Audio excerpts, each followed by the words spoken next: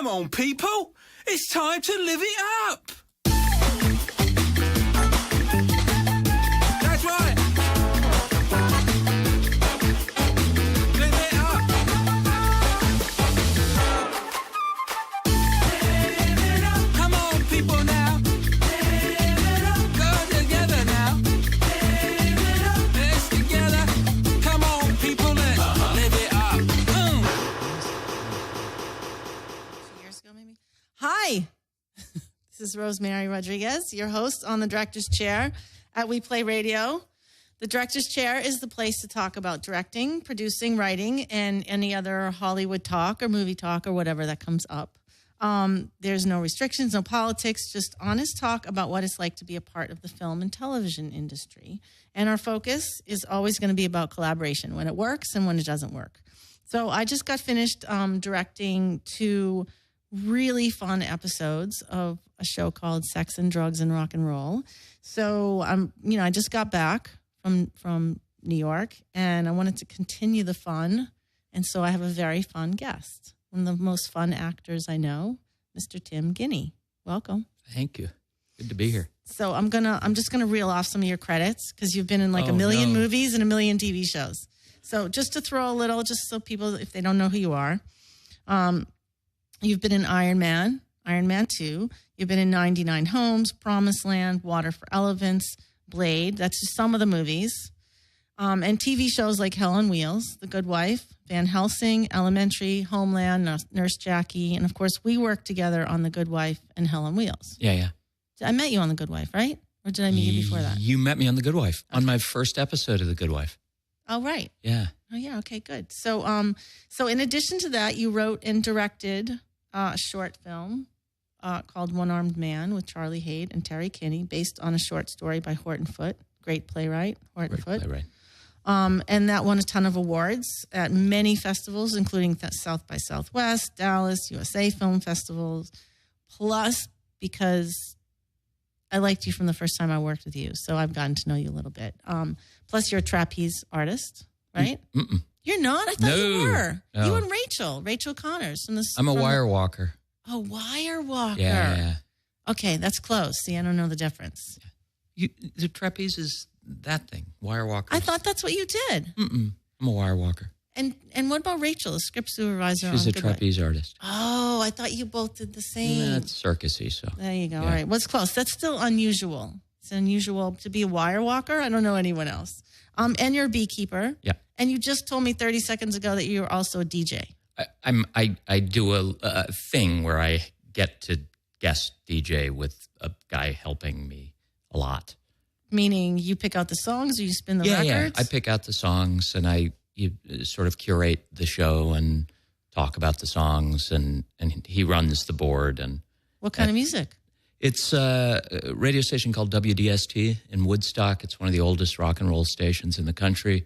And he lets me play anything from like late 40s through now. And I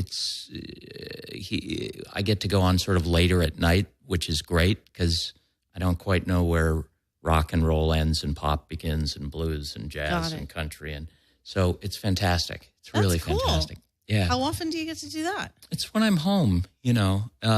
Woodstock is a very cool place to call home, by the way. Yeah. Well, I'm in another town, which is even cooler. It's a little town in the Hudson Valley nobody will know of because it's 500 people. I want to know. It's called Stone Ridge, New York. That's a sweet name, It's though. great. It's great. But how often do you actually get to be home? I think I'm home about 2 months out of the year now. I think I'm on the road about 10 months out of the year, which is actually a thing. Like I'm starting to feel a little like I need to be home more, you know? Yeah, well, for people that don't understand, you know, our business seems like it's very glamorous. Like I was just, talking with my sister-in-law last night. My sister-in-law, Elizabeth Rodriguez, who's an actress. Yeah. Who it's like rumored that she's in Wolverine 3 and, there's good stuff happening for her. But, between going from here, she's on Orange is the New Black, she's on Fear the Walking Dead, like all the flying and all the traveling. First of all, anyone that goes to an airport knows that's not very much fun anymore.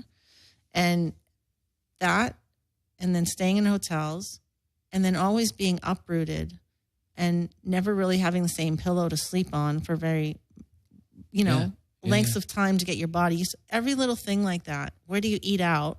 What kind of food are you going to get here and there? Where's a good? All that stuff is not really that much fun. No. And, you know, they had the circus, the old circus phrase is les gens de voyage, the people of the road, the people of the dust. I was thinking about when my wife and I, we went on our honeymoon. We went to Italy and we were in Assisi. This is going to sound so stupid and actory, but it's true. Because it already sounds romantic. But we go, there's an old Roman amphitheater. And I go and sit in this Roman amphitheater. And it was the most unbelievably moving thing because suddenly I realized it can be incredibly lonely, the work we do. You're in a hotel, you're in another hotel, you don't know what country you're in, you don't know what. And I felt like for the first time ever, like I was connected to a whole lineage of people that live this thing, you know, that were part of this thing, that have been doing this thing, and that I wasn't alone. We're not alone. We're part of a parade in this ridiculous choice we've made to do this for that's a good feeling though. Yeah. I think that's very interesting. It's just I have the need to be home more too. And it's hard. How long have you been married? 20 years next year. 20 years. Yeah. So yeah, for me too, like, you know, I just decided I'm going to try to do, you know, like maybe once a month, like a podcast with my husband, just because when we hang out together, it's like, that's so romantic. Well, it's one way to like try to connect because it's like you have to struggle, right? Yeah. It's not easy. Yeah. How do you do it with like 10 months gone? I don't know. Does she come and visit you? She does some, but you know, we live in an old farmhouse and there are animals and things and, you know, and she has a career. She's a writer, wonderful writer. And so it's just hard. It's just hard, you know? It's hard. So, and she's a beekeeper also? No. She won't go near them. Oh, she won't? Yeah. So what are the other animals that you have? Just dogs. Okay. But we have, you know, fruits and vegetables. Oh, that's nice. So that's cool. So, all right, just to get back now, you've worked with, I named some of the movies. Yeah. So you worked with some great directors. You've worked with Jon Favreau, Gus Van Sant. I just wrote down some of the names of them. Francis Lawrence, Rebecca Miller. Rosemary Rodriguez. Charlie Kaufman, Zoe Cassavetes, Adrian Shelley, Ed Zwick, Jocelyn Morehouse. I mean, you've probably worked with more female directors than most people. Yeah, but that's a horrifically sad thing. That sounded wrong. No. It's terrible to work with female directors. That's not what I meant. What I meant was... that I would even make that statement is something shouldn't even have to be said. That is completely ridiculous. My friend Jamie Harold did a thing on the Facebook where he looked through his resume and saw how many women directors he'd had. And I've done, if you count up all the episodes of television, about 200 episodes of television and movies and TV movies and stuff. I've worked with 14 women. Mm-hmm. Some of them, like, we've worked together 3 or 4 times now. Mm-hmm. But that's insane. That's an insanely small... But I think that's more than a lot of people. Oh, yeah. That's what I'm saying. No, it absolutely is. But also, like, that there's a whole different thing that comes in when women are directing. And it's fantastic. Oh, what's that? I think there's... well, and I'll also say this. Like, I think... men directors, I mean, something I notice is they're often really huge men. They're often physically imposing, you know, Oliver Stone is a big guy. There's a lot of them that are big guys. I think that there isn't, I think actors, maybe because we wear makeup and other people's clothes and wigs, and I think actors are never certain of their sexuality. I really mean this. Like, if you go on a war movie or a cop show, especially with like actors in their 20s, they can't stop playing with their stupid guns, and they can't stop kind of strutting around and being masculine, and it's hilarious. Yeah. And it's dangerous. They hurt each other, and it's ridiculous. And I just sometimes don't think there's that exact same kind of weirdness is happening with women directors, and there's an availability to other things, you know. That's interesting. I don't know. I mean, I like the list of directors. You've worked with some great directors. And so Rosemary Rodriguez. No. So I was going to ask you, Yeah. not to say anything badly about anybody, but who out of all of the directors you worked with, who is the best? Leaving me off the list because I'm here. Because how are you going to not say me because I'm here? So forget me. But who was the best collaborator? That's a hugely hard question. Is it? And Why? Because I've been lucky. Because I've been really lucky. Well, because I think you're a great collaborator. Some actors are not so open. Sometimes you want to go and talk to an actor, but the challenge is everyone has a different method, a different process. Yes, but you're an open person. Yeah, but it's that short that you were talking about, One-Armed Man. Mm-hmm. And we were working right before I went into production on Hell on Wheels, and my father was dying as we were making this show. And then I went into the short, and my father died in the pre-production week, a couple days before I had to go, shoot. And a decision had to be made. I decided not to go to his funeral to be ready to do the movie. There's a man named Peter Kuntz, whose son Johann Kuntz is someone who you've worked with. And Peter was doing the special effects on my movie for free. Peter had cancer at the time and was dying. Oh, wow. And knew he was very sick and wouldn't take any money. And was a great, great special effects man. And I remember saying to him, I don't want you to overexert yourself. And he was German, and he said, I'll worry about my body. You'll worry about making a movie. And he was this fantastic, he would paint a wall, and he would, all these things that weren't his job. He'd help find a prop. He'd do. And you knew it was because that was his life, was this thing. Right. And he was somebody who would say no to me. Like I would say, maybe if we could be on a scout, and I'd say, what if we shoot that? And he'd say, you can't. Those aren't period boards. That would be wrong. And which felt, I was effrontery a little bit, but then, was like, oh, thank God. Mm-hmm. I'm trying not to swear. May I swear on your? God, Good. of course. Fuck that, of course. Oh, now I feel better. No, but, yes. But, a couple days in, there was my, I at night felt like my father was with me. This is so weird that I'm talking about this. No, it's good. I felt like my father was with me all night. And I went into set the next day, and I said, I sort of made everybody come together because there was a little tension between a couple of people. And I said, and I hadn't told anybody he had died and that I hadn't gone to the funeral. And I said that what I had realized was that the only thing we have is time. We have, our lives it's an aberration. We're dead a lot longer than we're alive. And our choice to spend time together, our choice to work together is like a holy thing, And so why would you not work together? Why wouldn't you? Unless you're scared, right? But that's I get it. being scared. But that's it. It's fear. Yeah, it is fear. But anyhow, you're right. But it's like, what a disaster. Because but that's the magic. That's the magic of collaboration. The magic is exactly what you're saying. It's like you go into something, we make plans, we think we're going to do this and that.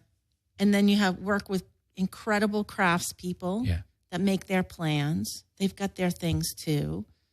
And then you come together and that other thing happens. And that's why we work 12, 14, 16-hour days. We work because we want those little moments to happen. And I find, too... That's art. Yeah. That's where the art is. But I also find that I'm in love, because I'm in love with the specific things about being an actor and discovery and this and that.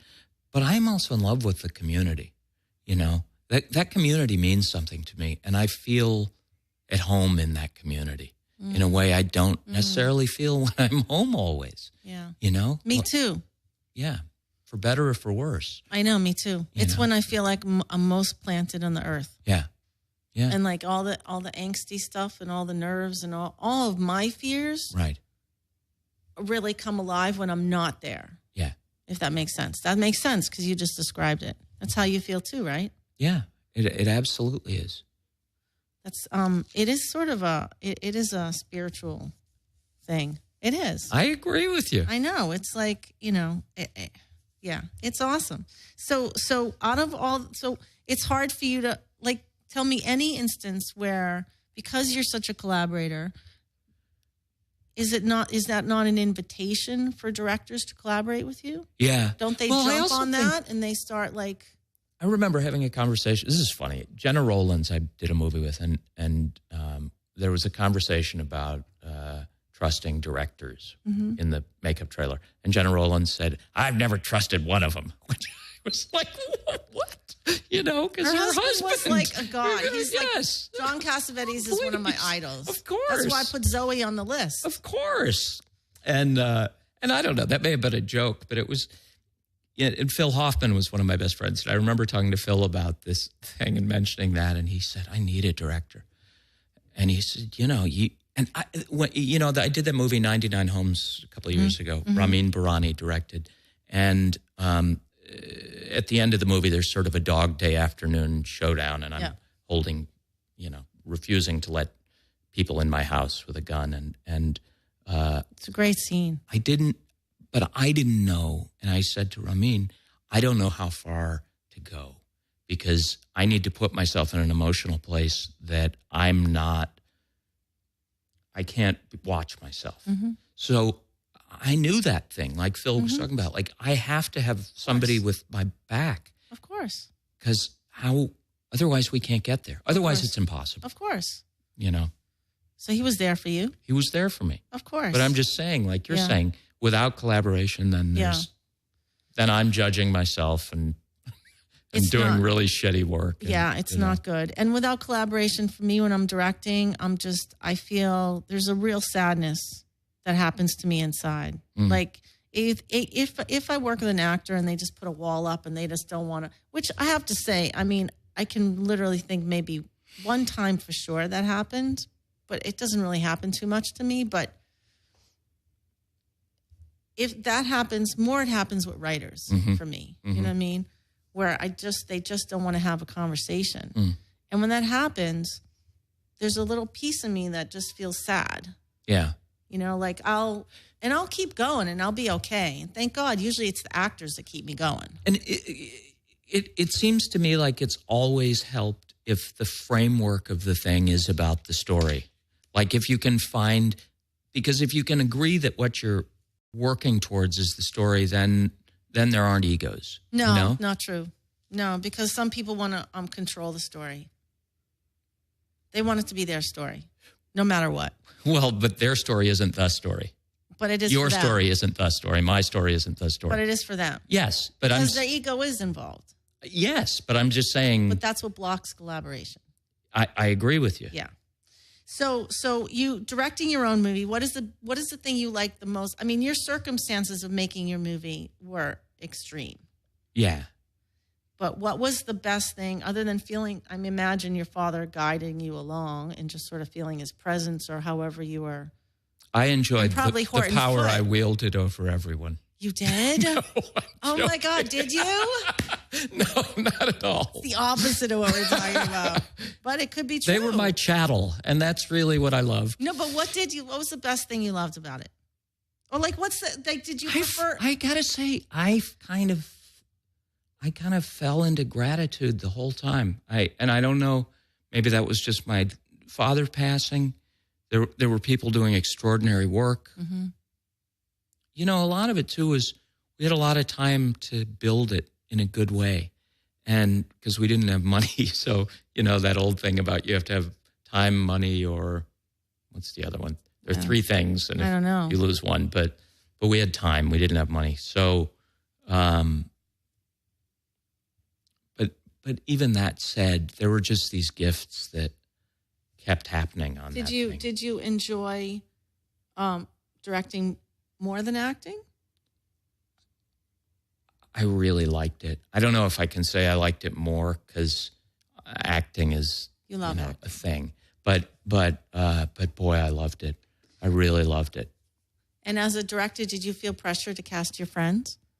No. You didn't? Because you only had a few people in it. It's not a big thing. My friends don't always cast me. I mean, So it's easy. Yeah.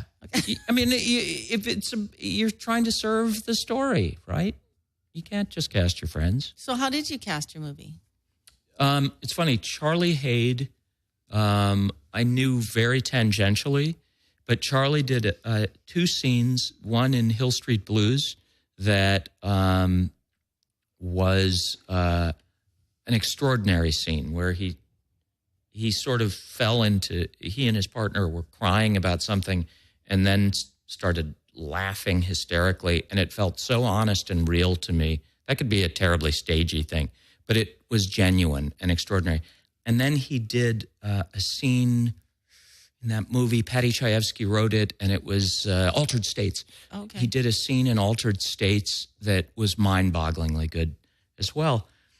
Charlie hadn't acted in a really long time. He did little tiny...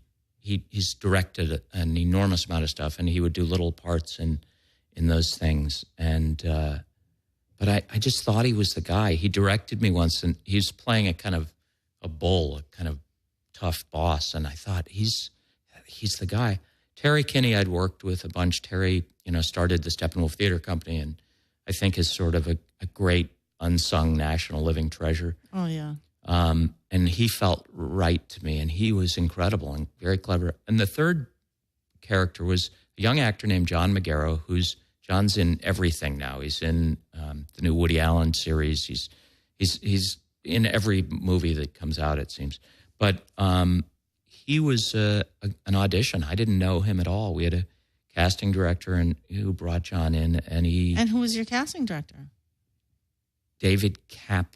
I can't remember how to say the rest of his name. It's That's like okay. Capoletti or Rotis. It's a long... He actually tells people to call him Dave Cap. Dave Cap. Yeah, it's Dave Cap, That's who's good. a well-known... That's a good name. It's a great name. He's a well-known New York casting director who no one can pronounce the rest of it. So, but this kid blew the roof off the place and was incredibly sweet. I don't know what it was about that movie. It just felt like a gift, the whole thing.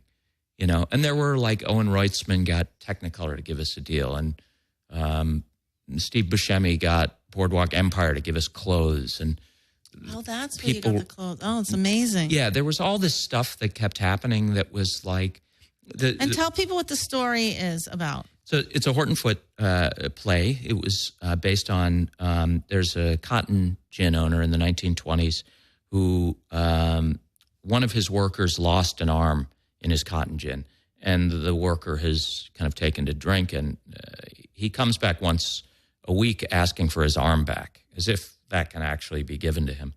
And normally what happens is this sort of overbearing boss offers him $5, and he takes the $5 and goes off and gets drunk, and that's that. But this time he comes back and he wants the arm back, and he pulls a gun out and says, "Give me my arm." And he's deadly serious about it. But one of the things, we had to shoot part of it in the working cotton gin, and we needed an old car, and somebody told me to go to an auto show, and I went to this automobile show, and there was antique engines, steam engines. There were steam engine enthusiasts, which who knew there even were, these guys had these machines, and I said, "Is there a way we can use them?" And they said, "Yeah, sure." But the location we had was the second floor of an old barn, and they weighed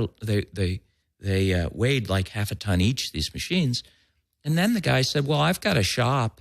It looks like a barn. Why don't you come over and you can shoot like for free?" That's perfect. Wouldn't let me pay for the machine. Amazing. Wouldn't let me pay for this space that doubled for. It was unbelievable. So the whole movie just felt like that, like this continuous. Yeah, it fell into place. Yeah. Like exactly what happens every time you direct, right? Well, to a certain degree, it happened with my movie. It happened with Silver Skies. Yeah. It took me, I mean, it's years of like rejection, like years of trying to get money, get rejected. And then all of a sudden, you know, it just, once we picked a start date, and then once Dennis Farina passed away, Yeah. I felt like he became a guardian angel, like your dad, sort of. I mean, that's why I was probably making your dad the guardian angel, because Dennis is my guardian angel. Yeah. And I just imagine that's what your dad wanted you to do. You know what I mean? And so I'm like, and it just all, and we have not stopped moving forward. One little step at a time. We have not stopped moving forward since. And do you think the generativeness around the movie has to do with the thing coming out of your heart and being attached to your heart for so long? Yes, I do. Yeah.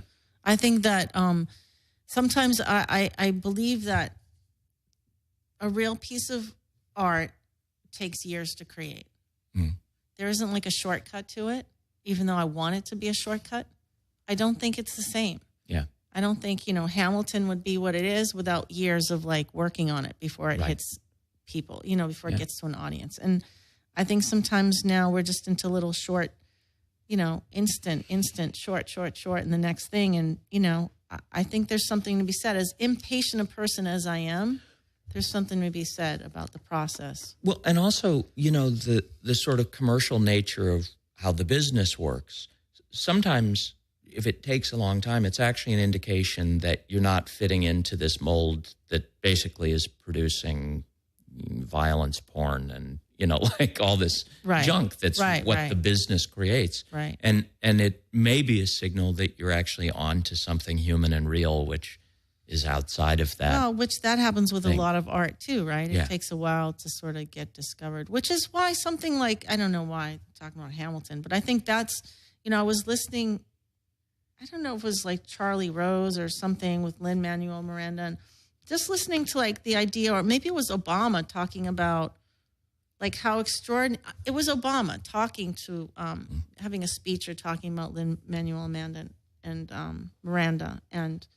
that Hamilton is something that's created that is so, he was sort of speaking to the cast, like, I hope you're enjoying this because it's so rare to have something so special that people are responding to at the time that it was created versus later. Right.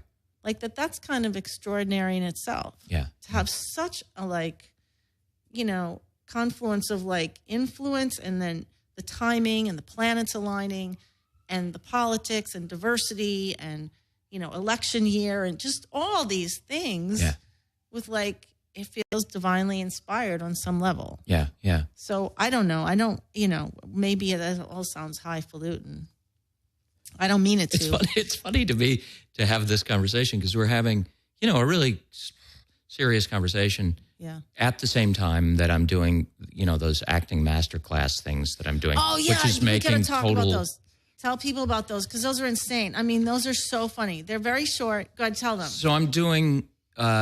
people know what the masterclass thing is? There are these on Facebook, and I guess, anyhow, there are these online masterclasses that Dustin Hoffman and Kevin Spacey, and now Werner Herzog is doing one. Yes. And well, they have authors doing them. There's all different disciplines. James Patterson. And, yes. And they're very highfalutin. And look, by the way, Dustin Hoffman is great. Of course, unbelievable. And Spacey, and I mean, amazing. I watched two, and they may have fantastic things to say. No, I watched two of the Dustin Hoffmans. I'm behind. I haven't watched.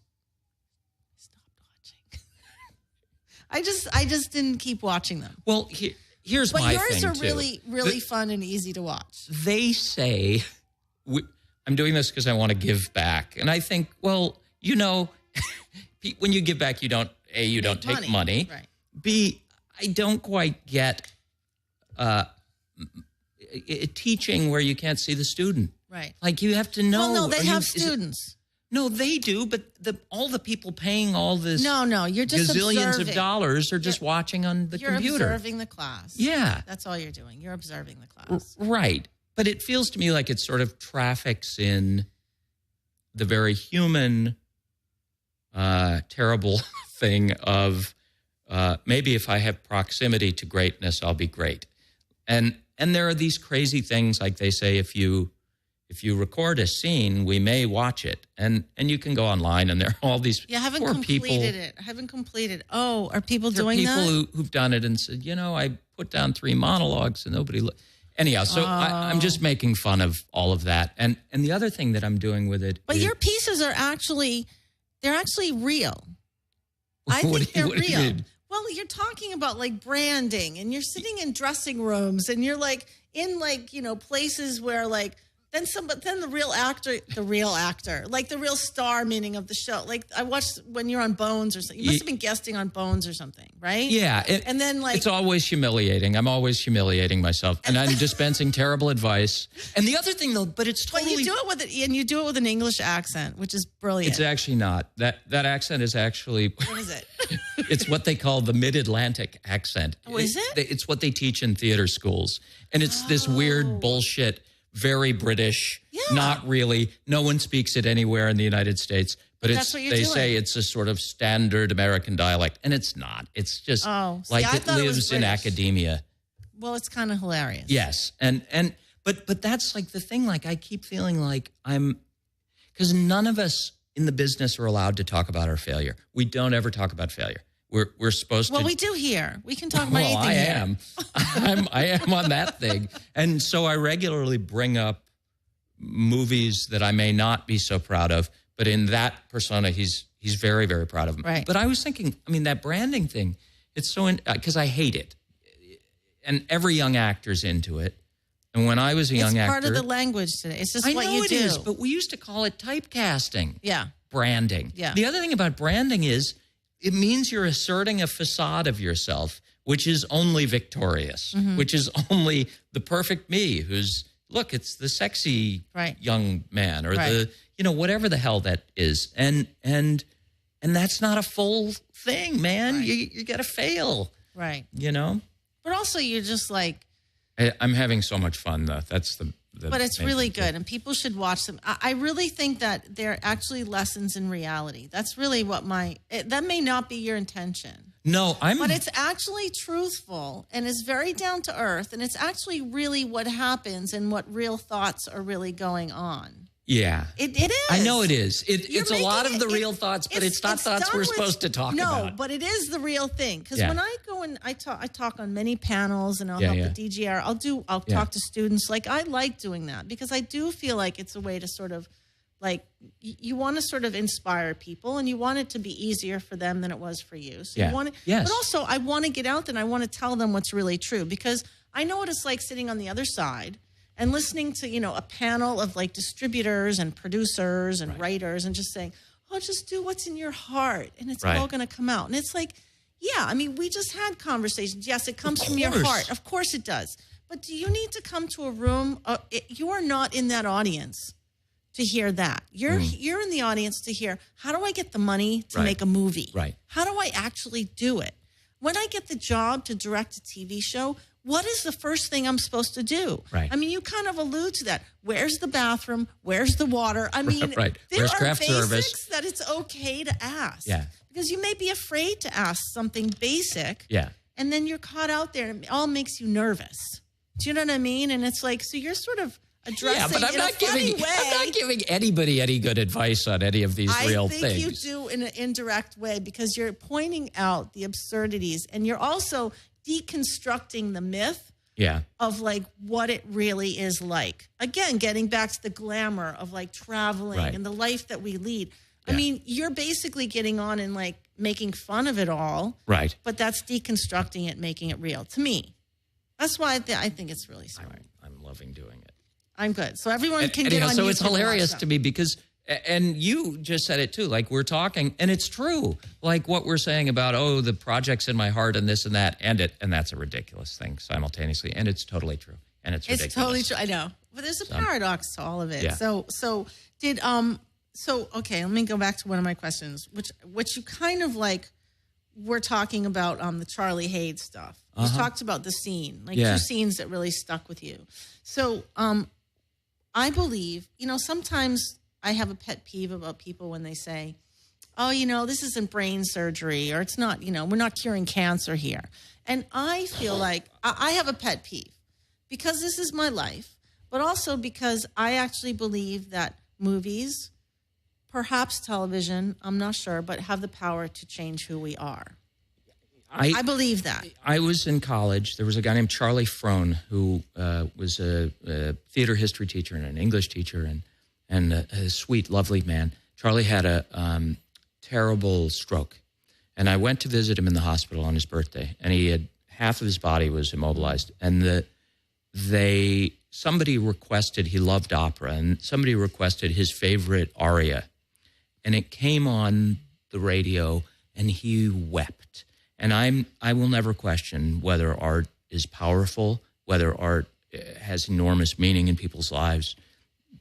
Charlie Frone taught me. Right. It's not questionable. Right. It isn't questionable. So those scenes that you're talking about influence you about an actor. Is there a movie or a scene in a movie that has really stayed with you? Like one that you just go back to in your mind, like it's like that's where your heart lies. I don't know. And somebody did that. There's so many. You know what's so funny? Or is there a movie that you wish you directed? Like that's only happened to me a couple times. There's a movie that I have loved so much. What? What is it? Well, one of them was The Diving Bell and the Butterfly. Yeah. I loved that movie. Yeah. And I left that theater like, I wish I directed that movie. Yeah. It's very rare that it happens to me. And I love movies, but I don't often feel like, wow, they just... I don't know. There's like a million... I don't know how you even begin to like... Because I go like, oh, The King of Hearts and the Big Lebowski and the, those are fun there's movies. Like 8 million movies that destroy me. And they're funny movies too. Like there's an awful movie called Victory with Sylvester Stallone. It's a terrible movie. He's I don't know that movie. You don't know Victory with Sylvester Stallone? No. You call yourself a director? I know, I'm sorry. I'm writing it down. It's a Nazi prisoner of war camp. And it's a drama?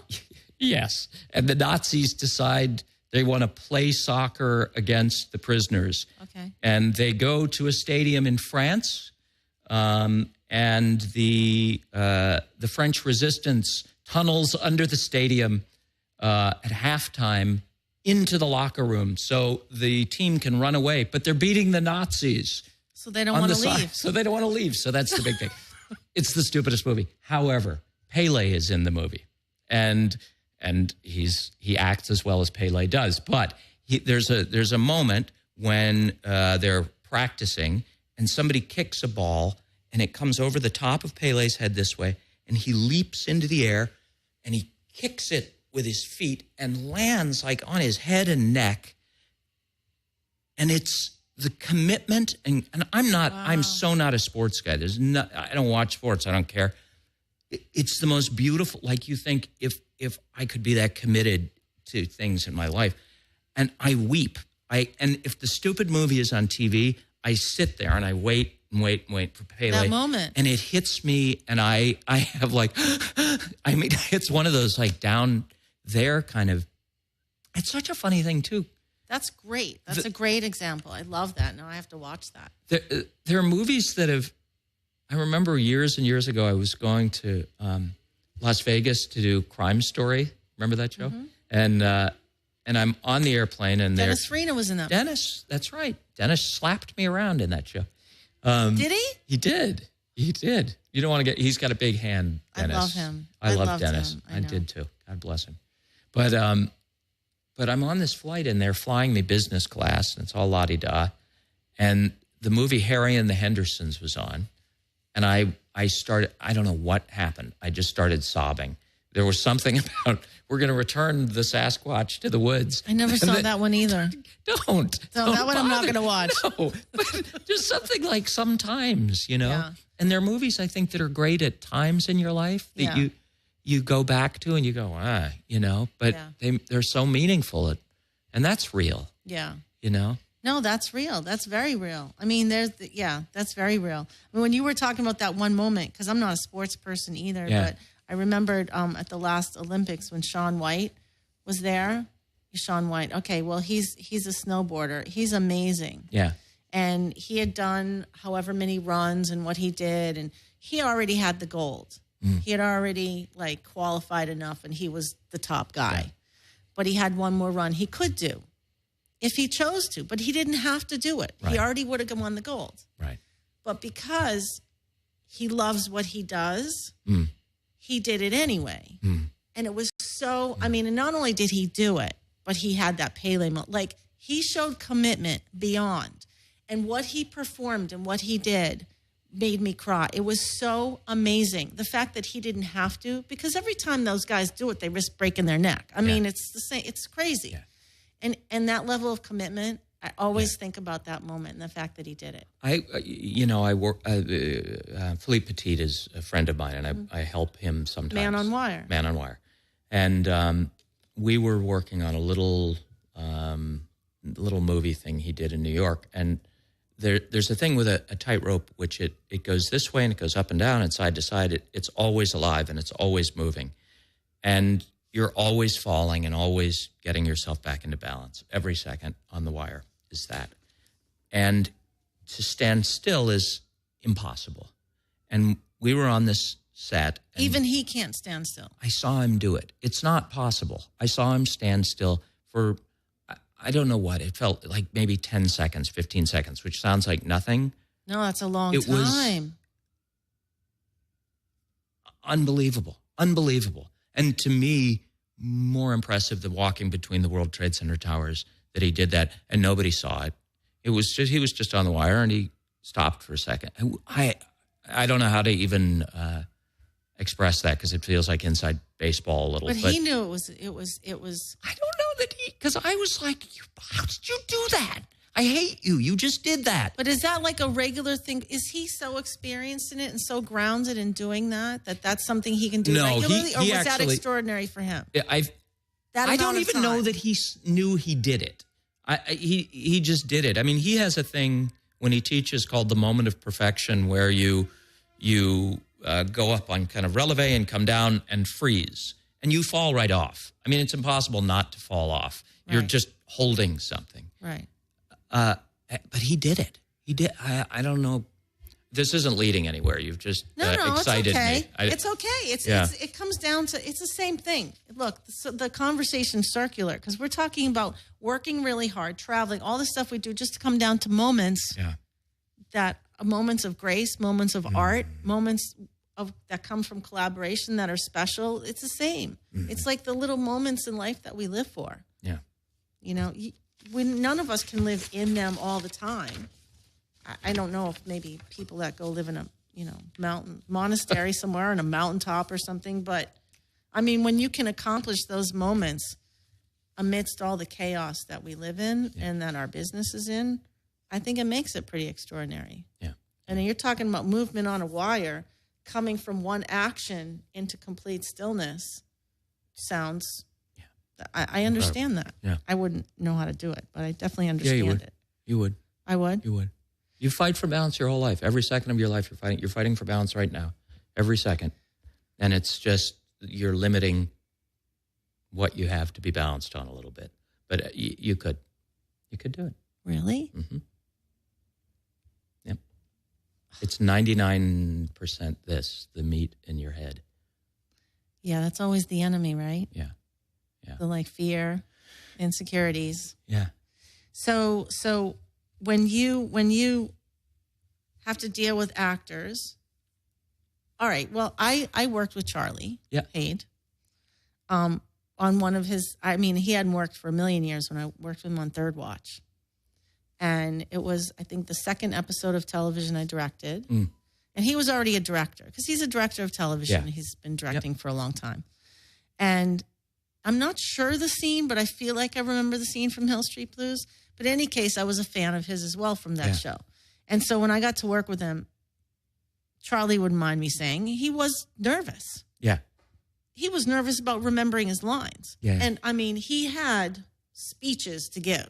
Yeah. He was like the captain and he, So did you, when you have to deal with an actor or perhaps anyone on your crew or whatever that was nervous, or did he display any of that? Or was there any times, like, what do you do with people, even when you go in a guest as an actor and there's someone new maybe that you have to work with? How do you help them?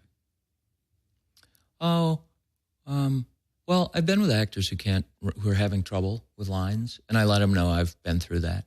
Mm-hmm. That's the first thing, is you're not alone. I heard it when Phil Hoffman passed away, a guy who was in his company told a great story that he was in a rehearsal with Phil, and Phil was directing him, and he was very nervous to be directed by Phil. And they finished the scene or whatever, and Phil said, I would have done that. And he said, what? He said, that moment where you got up and went and had the glass of water, I would have done that. And he was very, and then Phil continued and said, yeah, if I didn't know what I was doing, I would have gone and grabbed a glass of water like that. But I think it's actually, in listening to it, such a giving way of giving that direction, because it's not saying you're bad, you're wrong. Right. It's saying, oh, yeah, look how human you are. You're doing that thing we do. And what you really need to do is just allow yourself to be here. And that can be the hardest thing. Oh, it is. It is the hardest thing. It's the hardest thing. And to be still is, it's the hardest thing, and it's also the only thing that works. The only thing that sometimes if somebody is not, if I'm working with an actor and they really can't be still, or they really can't, and I just sense that, whether I've seen it or, whether I've seen, the first take or whatever, or just in blocking, I can just feel it or sense it or something. Then there are times when picking up that glass of water can be helpful, because it takes them out of their I'm just being. Then it's just make it real life. Yeah. And then they're just doing this, and it takes the curse off of it, if that makes sense. They have to be serving something other than their fear and ego. Yeah. And if that's grabbing that glass of water, if that's making sure that Rosemary's okay while we're talking, it's some external thing they've got to be working with. I have to be working with. But there are other times, this is so interesting. I've never really articulated this. Other times when actors are nervous. Yeah. And I see they're nervous and they just want to do business. Yeah. They just want to do things. Yeah. Because they want to deflect. So you're not really looking at that. That's right. And then it's the opposite. Then I have to be like, you know what? It doesn't mean you have to do this right here. Why don't we just not do that? Well, but isn't it too, we're getting into such a morass. I know, but it's good. But also if this stuff is all busy deflecting, then it's exactly that same, it's all that thing about getting into stillness. And stillness is, because if you're deflecting, you're actively engaged in your ego and your fear, and instead of being present, I think. It's just very hard sometimes to help people. I find sometimes I can be at a loss when somebody is just, just too scared or just too nervous about something. All I can do is do what you do, which is just try to be as, loving as possible. But I had a ballet teacher once who was kind of ferocious, tough guy. And a guy I trained with on Tightwire had said, you have to go to ballet and boxing. So I was actively training those things. And so we would do bar work, and then we'd go out on the floor and do combinations, and I was terrible at the combinations, awful. And one day he said, Guinea, what are you going to do with all that failure you have inside yourself? You do know it's the one thing I can't fix. You know that, don't you? Which was like, oh my God. But then, I thought, that's the thing, man. It may be the best direction anybody's ever given. Because you remember. I mean, that really hit you. You're like, the failure isn't here. It's boom. Oh, yeah. He went right in with that thing. But it was, I was indignant, and you just yelled that at a room full of people, right? But he was absolutely right. Absolutely right. And to your point, it wasn't going to be a job you were going to fix. That's my job to fix that fear. I'm the only one who can do it. I've never been in a situation where somebody yells at me. I'm not either. That's just me. But that's okay, too, sometimes. It's just me. I'm just not. Yeah.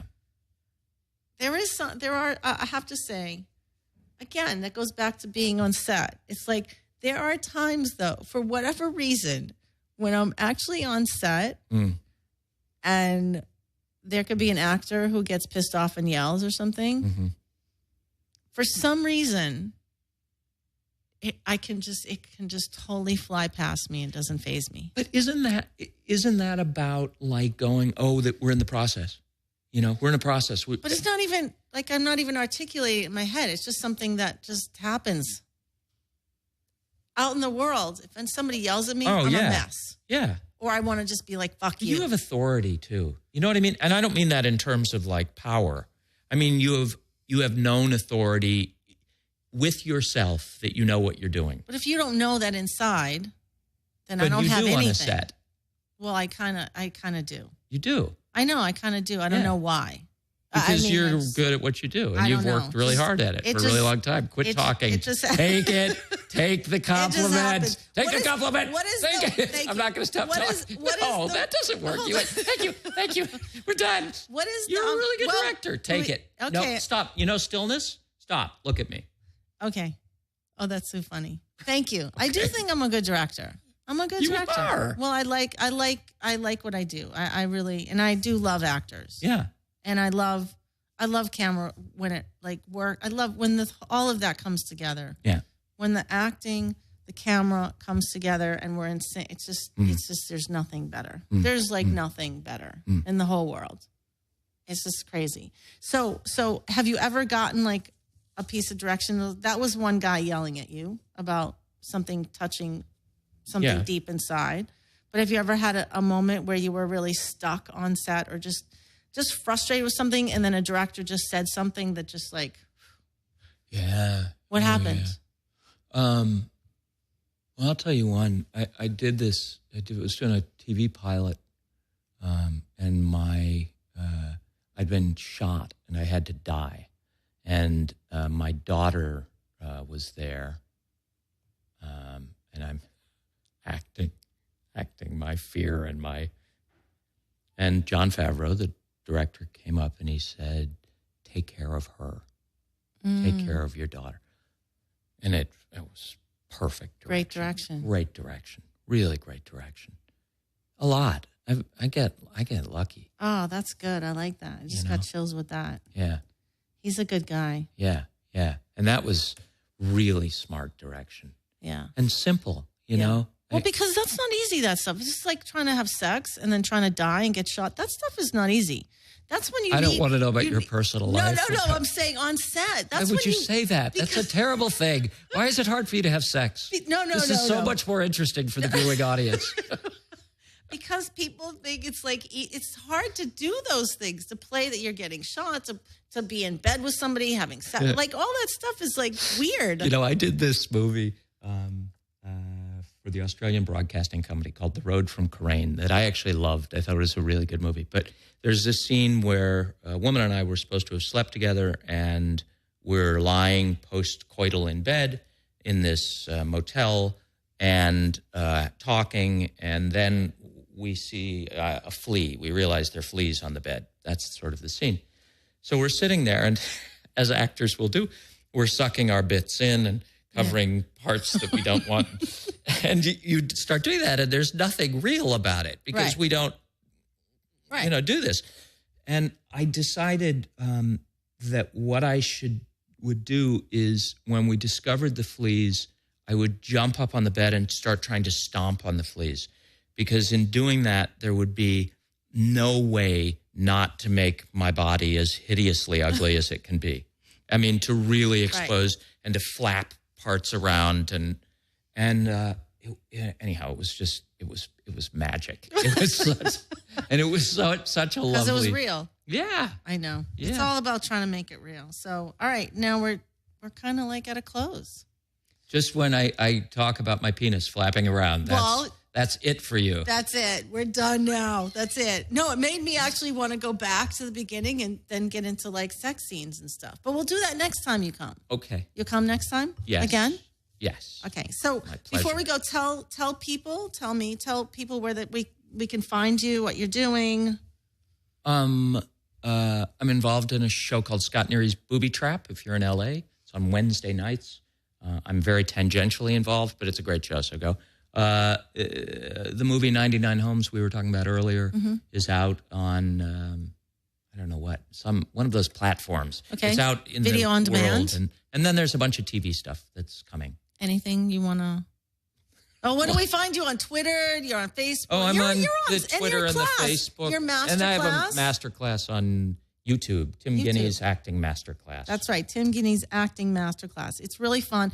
They're like a couple minutes each. They're not very long. Yeah, no, nothing is They're a really long fun. endeavor. You can watch them all in like a half an hour. Because where Dustin and Kevin have great volumes of experience to pass on, I only have little tiny volumes. So it's very brief.